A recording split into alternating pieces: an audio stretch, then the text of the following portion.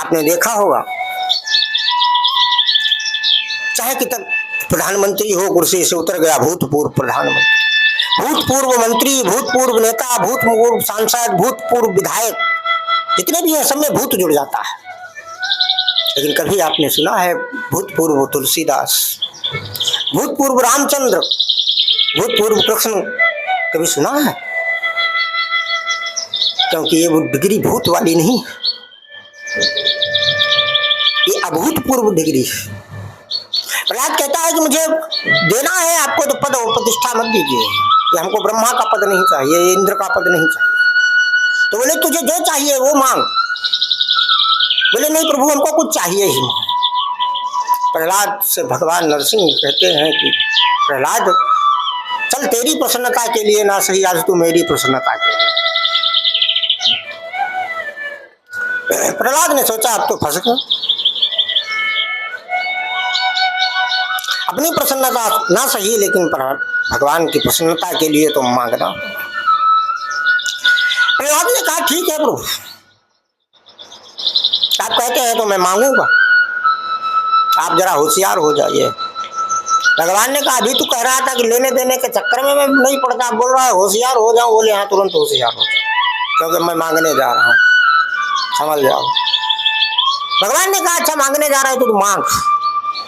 बोले पहले ऐसे नहीं, बोले 3 बार वचन भरी है मेरे साथ तब मांगूंगा। बोले हाँ मेरा विश्वास नहीं। बोला विश्वास है इसीलिए बात कर रहा हूँ, 3 बार वचन भरिए मेरे साथ, उसके बाद में बात करूंगा। प्रहलाद के सामने, नन्हे से बालक की जिद के सामने परमात्मा ने 3 बार वचन भरा कि प्रहलाद जो तू मांगेगा वो मैं तुझे दूंगा दूंगा दूंगा। प्रहलाद से कहा अब मांग, अब तुझे विश्वास हो गया। प्रहलाद ने कहा पक्का हो गया, अब मैं मांगने। प्रहलाद ने बहुत कमाल का वरदान मांगा भगवान नरसिंह से। प्रहलाद कहता है कि यदि राशि समय कामां वरांस्तंबर सभाम कामानां हृदय संरोहम भवतस्तु वृणेवरम। तो प्रभु आप देना चाहते हैं तो एक ही वरदान दीजिए, कामानां हृदय संरोहम भवतस्तु वृणेवरम। आज से मैं जब तक मेरा जीवन रहे, मैं इस धराधाम पर रहूं पृथ्वी पर, तब तक मेरे मन में कभी किसी से कुछ मांगने की इच्छा ही न पैदा हो।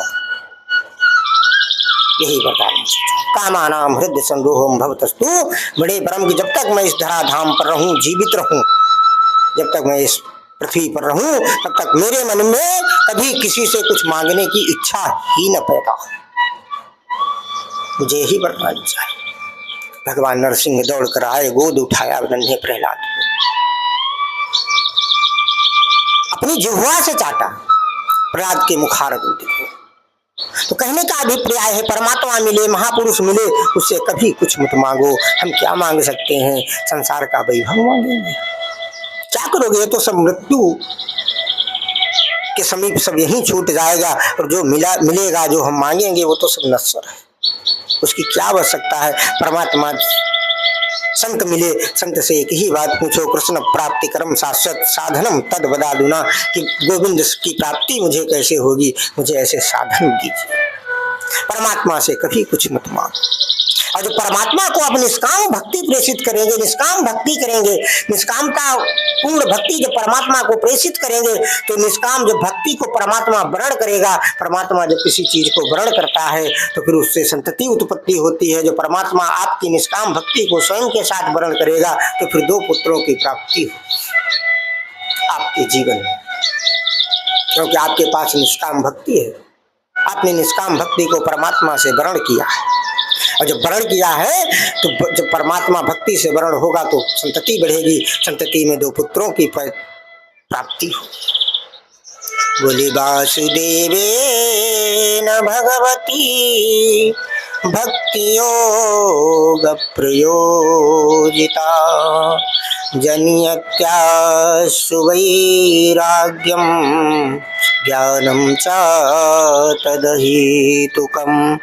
जब निष्काम रूपी भक्ति परमात्मा को प्रेषित करोगे, वर्ण करोगे, तो 2 पुत्रों की प्राप्ति होगी। वो पुत्र कौन से होंगे? जनियत्या वैराग्यम ज्ञानम च तदहेतुकम्, ज्ञान और वैराग्य की प्राप्ति होगी। आपने जीवन में देखा होगा कितना करोड़पति हो, अरबपति हो, संपत्ति को नष्ट होने में देर नहीं लगती, क्योंकि लक्ष्मी चलायमान। करोड़पति कब भिखारी बन जाए कोई पता नहीं, अरबपति कब भिखारी बन जाए कोई पता नहीं, लेकिन आज तक आपने सुना नहीं होगा कि कोई ज्ञानी मूर्ख हो गया। क्योंकि ज्ञान जब सरस्वती आती है तो सरस्वती स्थायी है।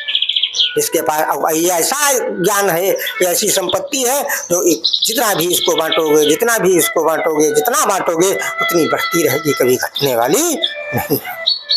तो ज्ञान की प्राप्ति होगी, वो ऐसे ज्ञान की प्राप्ति होगी जिससे आपको वैराग्य की प्राप्ति होगी, और ज्ञान वैराग्य दो पुत्रों की प्राप्ति होगी। उन पुत्रों के आधार पर आप जो है मोक्ष को प्राप्त हो सकते हैं, मोक्ष को प्राप्त हो जाएंगे, परमात्मा को प्राप्त हो जाएंगे, परमात्मा स्वरूप हो जाए, परमात्मा स्वरूप आप हो जाएंगे।